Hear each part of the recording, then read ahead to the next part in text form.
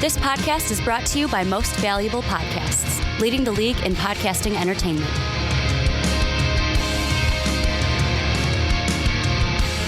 Hey everybody, and welcome to episode 13 of The Outcast with Buzz and Juice. To my left, I got my man Juice.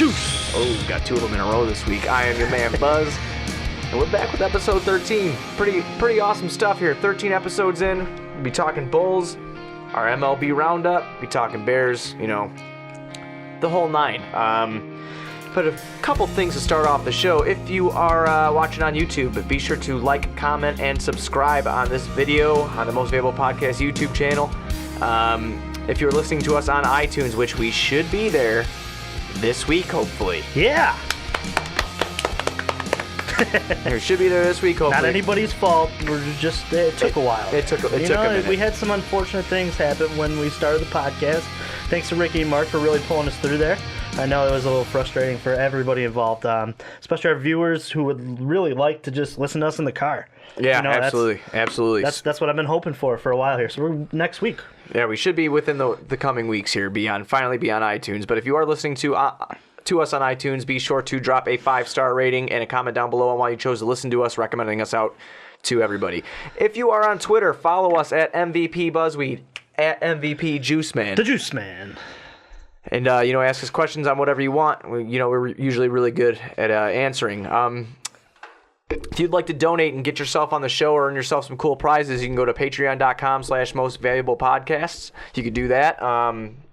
Like I said, donate and earn yourself some cool prizes. And yeah, it'd be cool to have a fan on. Oh, yeah, it'd be awesome to have one of you guys on. Sit down here and, get a different perspective on what our fans think other than just, commenting on YouTube. Exactly. We would love to have pointless debates and just good old-fashioned bar talk, And then if you would like a cool-ass T-shirt, you can go to mostvaluablepodcast.com. Get yourself a cool T-shirt, learn about us, see all the other shows on the network, such as the Primetime Podcast, College Football and Basketball, the Fast Break, which is NBA, and the Onside Kick, which is the NFL.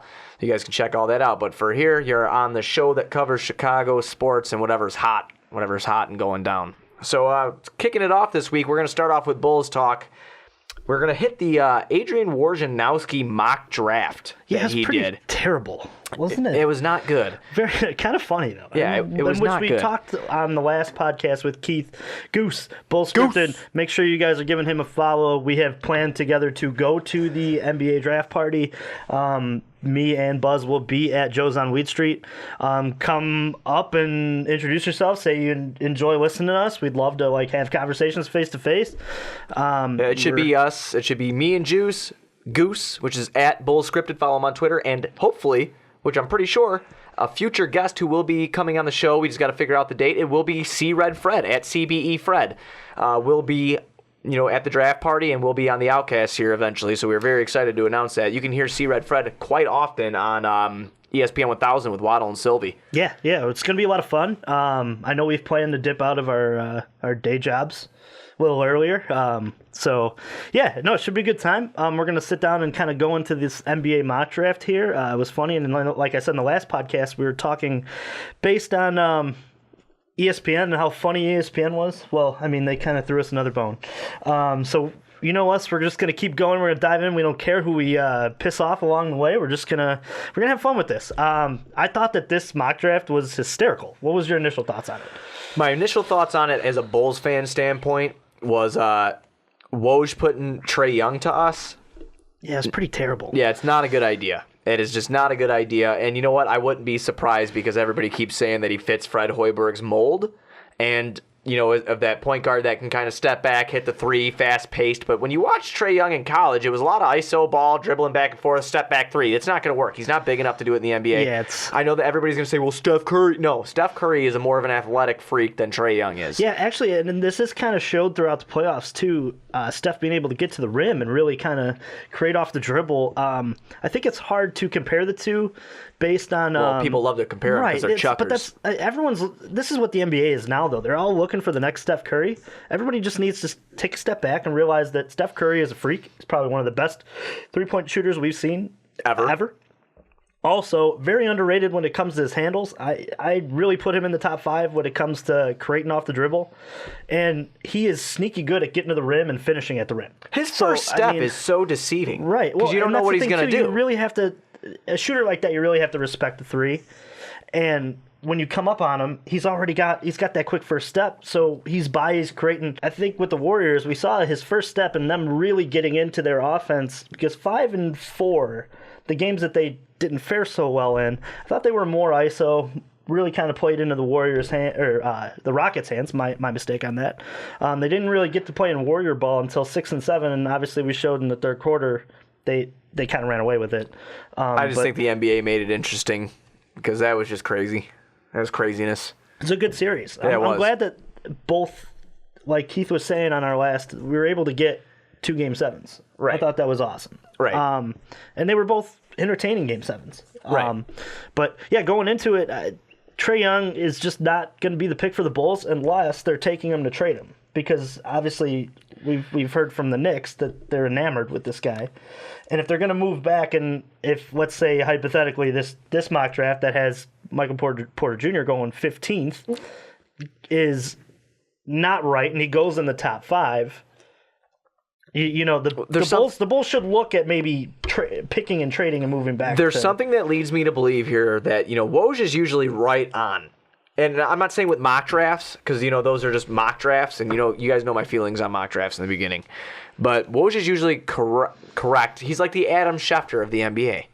That's fair. He has the breaking news for the Woj bombs when he was with Yahoo Sports. Now he's with ESPN. He usually has very good insight and the information from his sources to be able to name who's going where, who's doing what's going on here, what's going on there. Right. With Porter falling to 15th in Woj's mock draft is telling me that Woj might know something that none of us know. Maybe this kid's back is messed up. Or he's grasping at straws. That's the other. Or he's grasping at straws, but there's another reason that I'm thinking this too, that his back might be messed up, is because I know it doesn't play a lot into it, but Jonte Porter, even with a poor combine, was a first-round pick, and now he's going back to Mizzou. Fair. I think there's something going on here that, might be a little tricky. I think this is just ESPN tinfoil hat. I mean, this is the way that this is all laid out, and go ahead and, if our viewers want to find it, we had a hard time finding it. There's a lot of videos on it. You can go back and watch on ESPN. But everything just seems out of whack. This whole draft. Really when you look at it, this mock. But the Bulls are not picking Trae Young. That's the end of it. To me, even if Porter's back is as bad as, they're going to know more than anybody because he's staying in Chicago. He's working out in Chicago. I feel like the Bulls are going to do their due diligence on it, and they're going to know.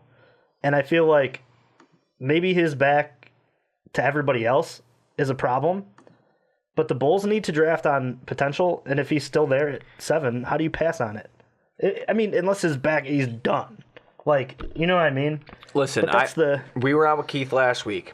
I said, you said, I'm pretty sure you said, that if MPJ is there at 7, I'm doing it. I'm doing it because I think that he could be the best player in the draft. If he's not there at 7, I still am intrigued. Hopefully Bamba's there. Hopefully we go down to 22 and Chandler Hutchinson is still on the board. There's a million other things, but with seeing this mock draft, and if MPJ is really hurt and it's not good where teams are afraid to draft him, I'm trading. I'm trading back. Well, yeah, and I'm telling you what I'm doing. That's the Trae Young thing. I'm trading what you said to the Knicks. I'm getting our original 36 pick back. I'm trading down. And I'm going to get something else, and I'm going to be able to take, maybe a Miles Bridges or something like that, or even and then trade up with your 22nd pick, and you might potentially be able to get 2 picks in the lottery here if it plays out correctly. We'll see what happens, but I'm still a firm believer that MPJ is all right. I think that it's an ESPN mock draft. I have faith in Wojnarowski, but when it comes to mock drafts, whatever. Yeah, I just wanted to touch on the mock draft just because it was so funny. Because the fact that he has Lonnie Walker and Mikal Bridges going over MPJ's and Kevin Knox. Well, Kevin Knox doesn't go until 14. Yeah, so it goes. Yeah, okay, so it goes Knox then Michael Porter Jr. Right. Yeah, and even Miles Bridges being above those two, because I don't actually know who's going to get taken first between Kevin Knox and Miles Bridges, because Miles Bridges has that potential to be like that Vince Carter-esque type player, and then he can also play small ball 4. But Kevin Knox has got a silky smooth jump shot. He's just as athletic. He looked crazy good in his workout. Yeah, I was enamored, to the point where if the Bulls do make that trade with the Knicks and then they move back, Kevin Knox would be my guy. If he's slated to go within here, I would take a flyer on that. With another fun thing about if you go back to where you just were on your screen, another fun thing is that you see at that 14th pick, that's Denver's pick, right? Right. So at that 14th pick with Denver, another fun thing here to do is we trade with the Knicks back. We know, or we take at 7, we take Bamba if he's there, or Wendell Carter Jr. Another fun thing would be take our pick from New Orleans, maybe another future pick, move back up into the lottery and go snag Knox or Miles Bridges. Well, that would be something. And then hang on, if they have MPJ, if they have him down this far right outside the lottery, and then you grab an MPJ and a Wendell Carter Jr., which could be a possibility with how this mock draft is laid out. Okay. We'll be doing backflips and probably not going into work on Friday. Oh, That's absolutely. how that goes. Because obviously we'll be out with C Red Fred and Goose. At Joe's on Wheat Street. We're going to plug it again. If you want to come meet us, we'll be there. Joe's on Wheat Street. We're going to be doing a Periscope-ish type thing, plus a live reaction with the GoPro to upload to Most Valuable Podcast. So you'll have our live reaction of us at Joe's on Weed Street, probably drunk, having a good time. Shocker. Yeah, having a good time, hanging out with our boys, and we'll be able to interview these guys as it goes. We have to figure out the logistics of that first. We're going to have to sit down and do that. Yeah. But it should be a lot of fun. Yeah, I can't wait for that. Yeah, actually, and then kind of transitioning into can you grade it for me real quick? Just in your mind. His mock draft? Yeah, just grade it. A C? Yeah, see, I'm actually a like D. you said, man, like the Woj bomb. I got the D. The Woj bomb. He's got it seems like he knows things. I've been proved wrong before. Right. I mean, I'm going to make fun of it because, to me, this is the farthest one out that I've ever seen. But Woj is also in the trenches talking to a lot of these teams. So, I mean, tinfoil hat. Who knows? Exactly. It's going to be fun. Exactly. I'll tell you what, the 21st, correct? Yep. The 21st, Joe's on Wheat Street. It's going to be fun because me and him are going to be looking back and forth. Each pick, like, who's fallen. And when it gets to 7... it's going to be, everything will be silent inside of Joe's on Wheat Street there, and we'll be probably nervous for the 5 minutes that they're picking. So it'll be fun. It's going to be a good time, and we'll be in the electric chair. We'll be waiting, and then you'll have our live or our live hell yeah. If they pick Trey Young, I'm going home. Well, hypothetically, they pick Trey Young, trade back within 4 seconds. Or 4 minutes. That'll be like the longest 4 to 5 minutes of our lives. Yes, I agree. Because we'll be like, shit, Trey Young, no, and then they'll trade, and we'll go, yeah. Exactly. All right, so what do we transition into? We're going to transition into if MPJ falls to this far, if this is the way that he's working his workouts. Just to let you know, Memorial Day weekend was last week. He was spotted with Chandler Hutchison, who was rumored to be linked to the Bulls, given a guarantee that they're going to pick him at 22. They were spotted at Oak Street Beach together, hanging out on the beach. Well, they do have the same agent. So, what's your thoughts on that? I don't. MPJ is in Missouri, and there's nothing to do there. I mean, our buddy Drew. He's set up in Chicago right now. For the workouts and stuff like that. Right, but, I mean, he's always in Chicago, even before the workouts were happening. Okay. It's just, I don't really read too much into it. Maybe Chandler Hutchison and him are getting to know each other more. Because Hutchinson's a Midwest kid, too. Well, tinfoil hat, man. So, I mean, it's definitely, there's a million different possibilities. I don't really play too much into it. I'm trying to. And the reason I don't play too much into it is because, like, these kids are both Midwest kids. They knew it was going to be a hot-ass weekend. It's Memorial Day weekend. They might have family here, and they went to the beach. I don't really play anything into it because I still, like, really swear to God and hope not that we pick MPJ and Hutchinson. And I just don't want 2 threes. I don't want that. That is something that I don't want. Well, I want to address both positions with both positions in need with both picks that we have. Yeah, and that's fair. I could see it. I'm tinfoil hatting here. But them hanging out together is, to me, it's a good sign. And as we see MPJ fall, if the people are really worried about his back, if these two are hanging out already, and they know something that we don't know, I'm happy that they're hanging out together. You know, but I know that's total tinfoil hat, and I know that's way out there. But hey, they know they're going to be seen when they're out on Memorial Day weekend. Oh, absolutely. They know that. I get it. And if they're friends and if they're hanging out, they have the same agent, like you said, that's cool. But know that they know the buzz that generates the minute that they get a picture taken and it's out there. So to me, they're either A, really unaware of the way this whole thing works with modern day social media and the way that, you know, things get twisted around, or there's some smoke. And where there's smoke, there's fire. And if they're truly hanging out together and they've gotten promises, as we see MPJ fall, 2 threes, while Keith said 2, may not be the worst thing. I know that you're looking to really address the 5 position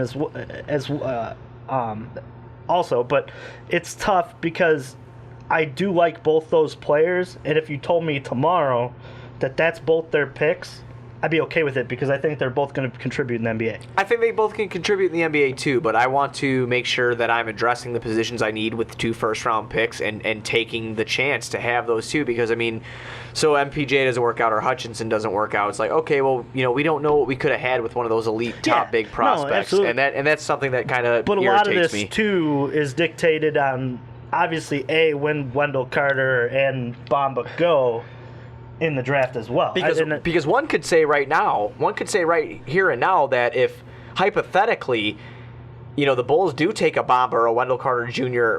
at 7 if they're still there, and MPJ is slated to fall back to the 15th spot. You can trade back up, right? You can trade back up for less than it would take to get back into the lottery. I know it's 1 pick outside the lottery. I understand that, but he's still not a lottery pick. Well, you mortgage the future at that point too, don't you? If you really believe that MPJ is your guy and he's fallen, and you already have Bamba in your pocket, you mortgage next year's first if you really. I'm mortgaging the next 2 because of how young I swear to God, because of how young the starting lineup. Right, would be. and that's the. You fall with that 5, don't you? At that point, with Dunn at 1, with Levine and Porter at the 3, you'd have Martin Lowry, at the 4, and you'd then have Bamba. Which, I mean, sign me up. Absolutely, sign me up. And I'll gladly. The Bulls 1,000% win the draft if that happens. I'll gladly fall on my sword if that doesn't work. I'll gladly fall on my sword. Because at least 3 of those guys are going to work out. Right. And if 2 of them end up being maybe busts or contributors, you're going to be able to find guys via free agency because you're going to be so flexible on your payroll. And with them being so damn young like that, right, they're not going to have the point to establish alpha dog, and learn how to play with each other. It's going to be like, oh, we're super young. We're in this new system. This is pretty exciting. Let's dominate the league. And like, that's where they're going to need what'll be another topic for another day. That's where they're going to need a very strong-minded coach or somebody in that system, that can control them. And that's the writing on the wall. If you get those 2 guys, I think for Fred Hoiberg. And I got the perfect damn guy for the job. Ooh, who is it? Kirk Heinrich. That was episode 12. I mean, for real, though. No. He ain't going to take no shit. Kirk tackled LeBron James. He almost beat the hell out of Rajon Rondo. And anybody can go ahead and comment. Rajon Rondo in the 2009 playoffs ran like a bitch. Just saying. Well, we're going to transition to somebody else who is in the news and is given the bitch kind of thing here. Oh. The story with the 76ers and Brian Colangelo is a dumpster fire.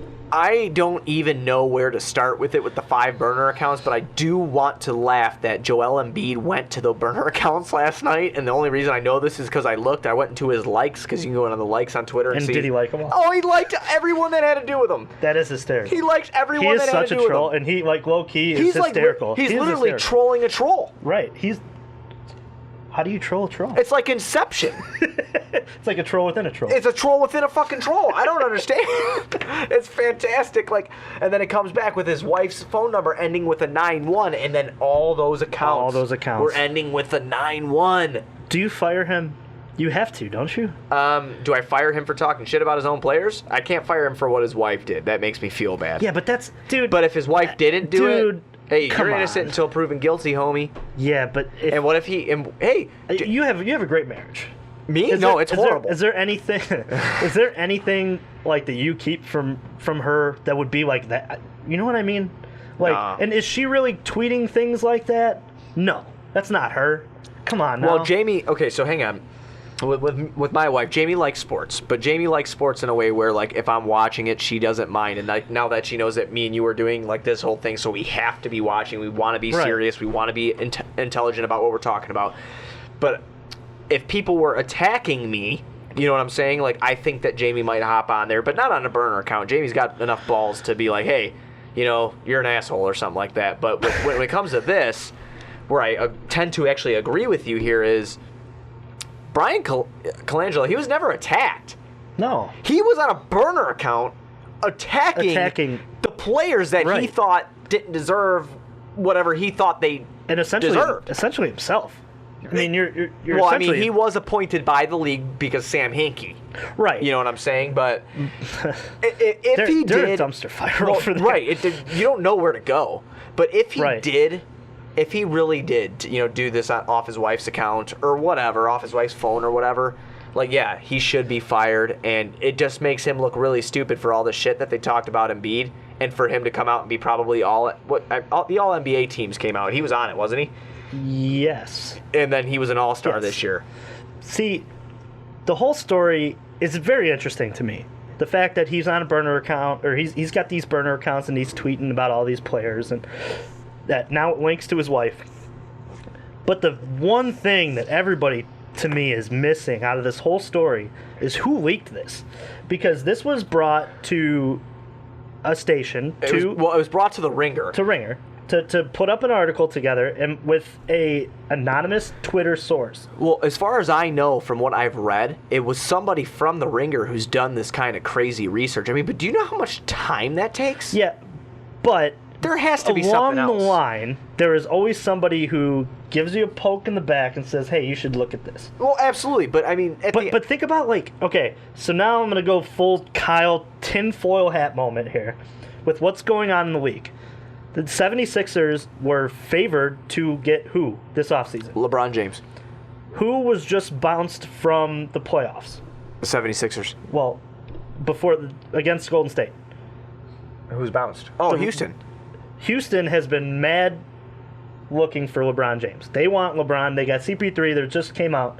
CP3 is hardcore recruiting LeBron James. Well, him and LeBron are banana boat, right? Yeah. Hardcore recruiting LeBron James to go play. Oh, okay. So you're saying that you think this came from the Houston Rockets organization? This came from somebody that's maybe interested in LeBron to influence free agency because, like we've said, all these teams that are in the running for LeBron have their problems. If that's the case, though, Philly, if there's even a touch that LeBron's going to go to Philadelphia, Colangelo's gone and he's on the side. He's in a gutter. It's still it's. I agree with what you're saying. If you were a team on the outside and you thought for real that LeBron James' favorite in the whole free agency run here, it was to go to Philly, and you had this back information, or you had somebody in your corner who knew this was going on, this throws 1,000% havoc into the 76ers organization and maybe gives you a better chance. I agree with you. I mean, that's tinfoil hat moment for me strictly because I think we've seen it.